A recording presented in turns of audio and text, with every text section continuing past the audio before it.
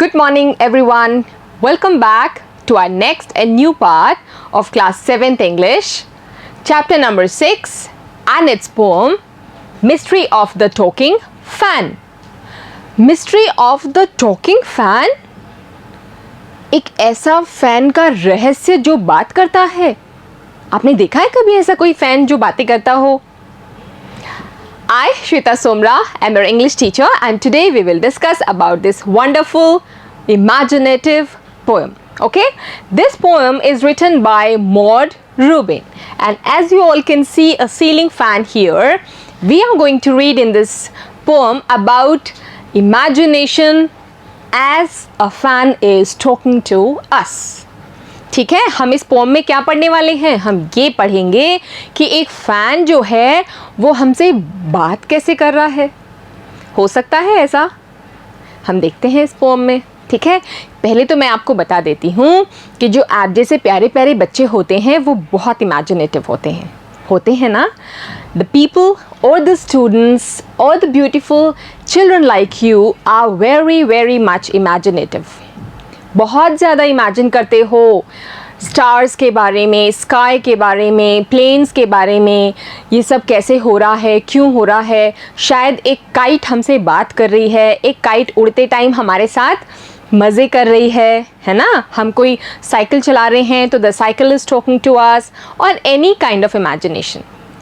Similarly, here the poetess Maud Rubin, she is also talking about an electric fan which was talking. Now how it was talking we will read in this poem.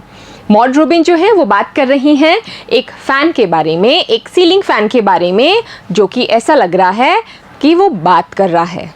अब वो actual में बात कर रहा है या क्या चल रहा है ये हम इसमें पढ़ते हैं. Now before reading the detailed explanation of the poem, first we will read about the poetess. So come along, we will read who was the poetess who wrote this wonderful and short and sweet poem. About the poet. Maud Rubin was born on June 30th, 1891. So this was the year when she was born. 1891 में वो born हुई थी बेटा. ठीक है, Maud Rubin.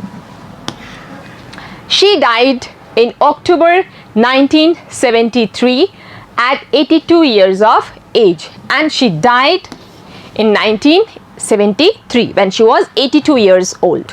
ठीक है, we know that Maud Rubin had been residing in Santa Ana, Orange County, California and this was her address 92701.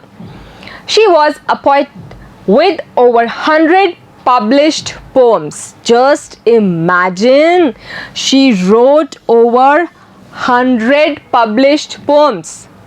100 तो poems उनकी publish हो गई थी, इसके अलावा भी हो सकता है उन्होंने और भी poems लिखी हों. And 42 state and national awards to her name. And she received 42 state and national awards. State as well as national awards जो कि उसके खुद के नाम थे. आप सोच सकते हो हम कितनी अच्छी बड़ी सेलिब्रिटी पोइटेस के बारे में हम पढ़ रहे हैं, है ना, जिन्होंने 42 अवार्ड्स अपने लाइफ टाइम में अचीव किए.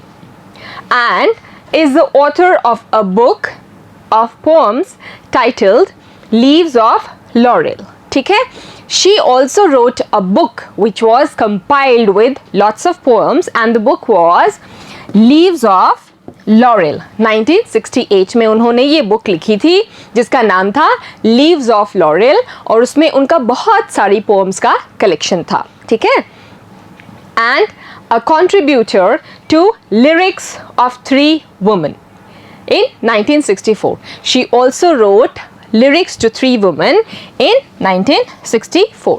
ठीक है, ये भी इन्होंने ही लिखा था. So this is very short and sweet thing which you need to know about the poetess Maud Rubin. ठीक है, आप लोगों के लिए इतना जानना ही काफ़ी है कि आप जिनकी लिखी हुई पोम पढ़ रहे हैं वो एक बहुत बड़ी कवयित्री थी, है ना. बहुत सारी उन्होंने पोम्स लिखी थी, 100 से भी ज़्यादा पोम्स उनकी पब्लिश हुई थी और 42 अवार्ड्स उनको मिले थे राज्य स्तरीय और राष्ट्रीय, ठीक है, स्टेट एंड नेशनल अवार्ड्स जो उनको मिले थे, ठीक है बेटा। Now we will read about the poem mystery of the talking fan. Now see, this is a man standing here and this is a fan. Now he is staring at the fan. वो घूर रहा है पंखे को, है ना। क्यों घूर रहा है? कुछ ना कुछ तो है, अभी हम देखते हैं। Is there a ceiling fan in the room where you are sitting now? Now tell me, you are sitting in a room, ठीक है। आप सभी अपनी क्लासेस ले रहे हो ना, एक रूम में बैठ के ले रहे हो, तो आप एक बार चारों तरफ देखो अपने रूम में, कहीं आपको सीलिंग फैन नज़र आया? बिल्कुल आया, है ना। हो सकता है आपके ऊपर ही हो और वो चल भी रहा हो, है ना। इज़ द फैन क्वाइट और नॉइजी? अब आप थोड़ा सा ध्यान लगा के बताओ कि आप जहाँ बैठे हो और वहाँ जो पंखा चल रहा है वो आवाज़ कर रहा है या चुपचाप चल रहा है बिना किसी आवाज़ के? Is it making some noise or is it moving very quietly? Tell me, आ रही है कुछ थोड़ी बहुत आवाज़? If it is noisy, you may be sure it is a distant relative of the talking fan in the poem which you are going to read. और अगर आपके फ़ैन से आवाज़ आ रही है ना बेटा, तो आप सोच लो कि ये जो फ़ैन है आपके कमरे में, ये ज़रूर इस टॉकिंग फ़ैन का दूर का रिश्तेदार है, ठीक है। पक्का पक्का ऐसा है ना। अब क्यों है रिश्तेदार? ये वाला टॉकिंग फ़ैन में ऐसा क्या है जो आपके जो नॉइज़ी फ़ैन हैं वो इसके रिलेटिव बन गए? अब हम पढ़ते हैं, ठीक है। The first one is chatter. The first word is chatter. Chatter का मतलब क्या होता है? पटर पटर पटर पटर पटर पटर बात करना। टू मरमर, ठीक है, पट पट पट पट पट पट करके जो आप बातें करते हो ना अपने फ्रेंड्स के साथ, वो होता है चैटरिंग।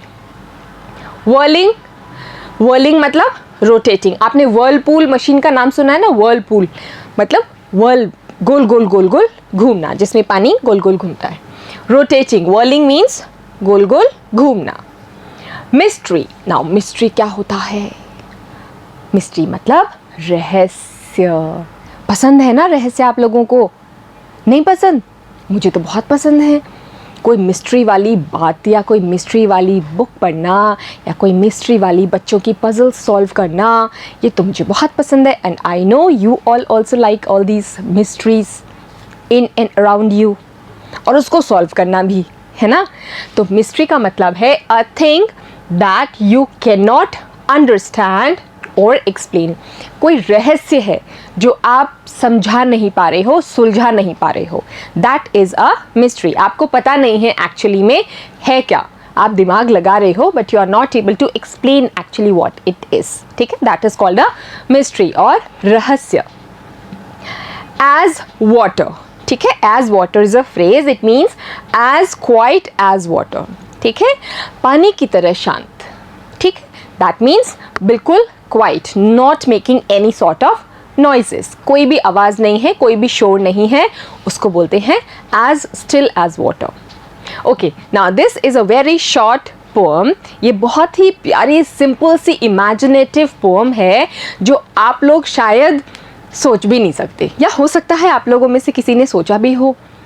कमरे में लेटे लेटे जब आपका फ़ैन घूम रहा होता है, रोटेट कर रहा होता है, तो कभी किसी ने बातें की हैं फ़ैन से?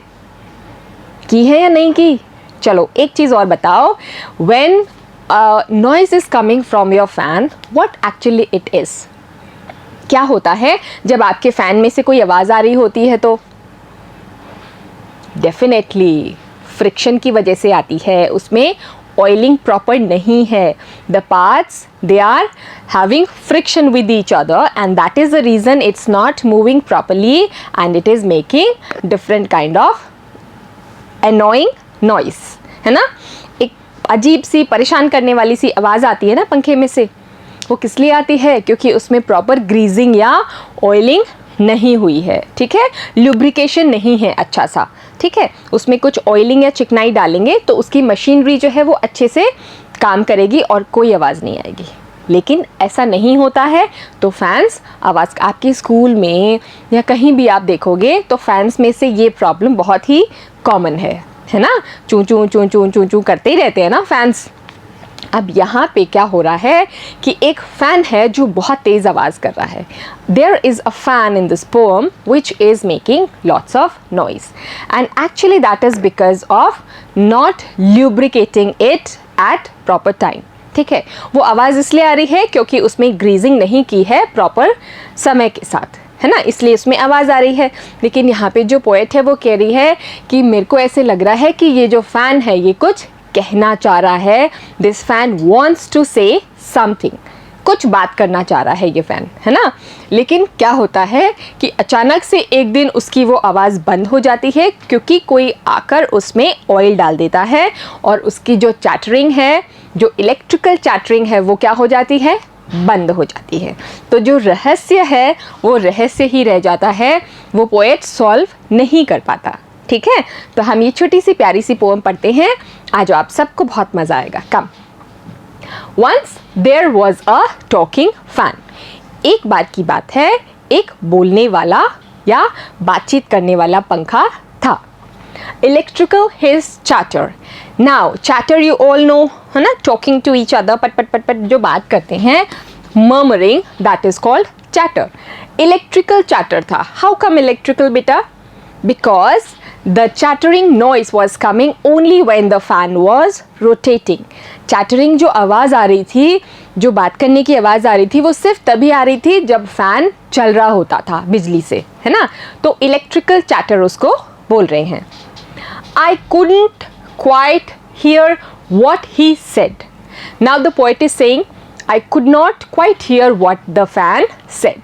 He was not able to hear properly what the fan was trying to say. जो पोएट है वो कह रहा है मैं ढंग से सुन नहीं पाया कि पंखा मेरे को क्या कहना चाह रहा है या वो क्या बोल रहा है, मैं अभी नहीं सुन पाया. And I hope it doesn't matter.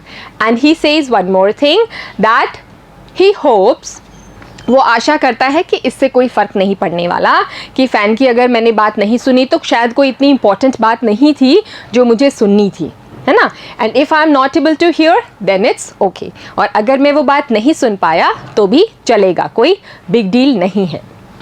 Because one day somebody oiled his little whirling motor. Now all of a sudden one day some mechanic came or somebody came and he oiled his rotating motor.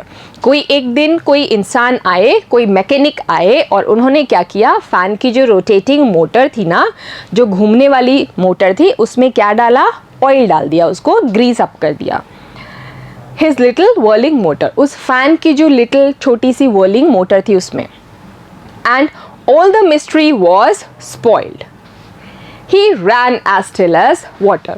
और जो सारा जो रहस्य था, जो mystery थी, वो सारी बेकार हो गई, वो सॉल्व होने से पहले ही ख़त्म हो गई. वो मिस्ट्री ही रह गई, है ना, वो मैं सॉल्व नहीं कर पाया. He ran as still as water and the fan started running very quietly without making any noise. कोई इलेक्ट्रिकल चैटर नहीं था, कुछ नहीं था, स्मूथली वो फ़ैन चलने लग गया था. ठीक है, so this is a very short and sweet poem. बताओ कुछ डिफ़िकल्ट लगा आपको? नहीं ना, कितनी सिंपल सी पोम थी, बिल्कुल ऐसे जैसे अपन कोई बात ही कर रहे हो, है ना. It was as simple as if we are talking to each other about a fan, right. So now just concentrate on one और टू थिंग्स हियर. ये देखो, his, he, and what else, his and he again. अब his, he, his and he, ये हम किसके लिए use करते हैं बेटा? We use it for persons, human beings के लिए यूज़ करते हैं ना. We don't use it for non-living things. Non-living things के लिए हम क्या यूज़ करते हैं? It, है ना, it, its, यही काम में लेते हैं ना. But here see the poetess is writing his and he for the fan, क्योंकि she is using a literary device called personification in this poem. वो फैन को एक पर्सन से कनेक्ट करके इस पोएम को लिख रही है. ठीक है, समझ गए? This is a literary device, but I will explain it to you in your higher classes, not right now. बस इतना ही आपको समझना है कि यहाँ फैन को हिज और ही इसलिए लिखा है क्योंकि वो एक लिटरेरी डिवाइस यूज़ कर रही है जिसका नाम है पर्सोनिफिकेशन, ठीक है, जिसमें एक नॉन लिविंग बीइंग को ह्यूमन बीइंग से रिलेट किया जाता है, ठीक है, ऐसा मान के उसके बारे में कुछ लिखा जाता है या बात की जाती है। All right, so this is what we did today. This was a very beautiful, simple, short poem. I hope you all understood it very well. Now we will meet in our next class with the summary and the question answer part of this poem. Until then, everybody have a great day. Keep studying better and take care of yourself.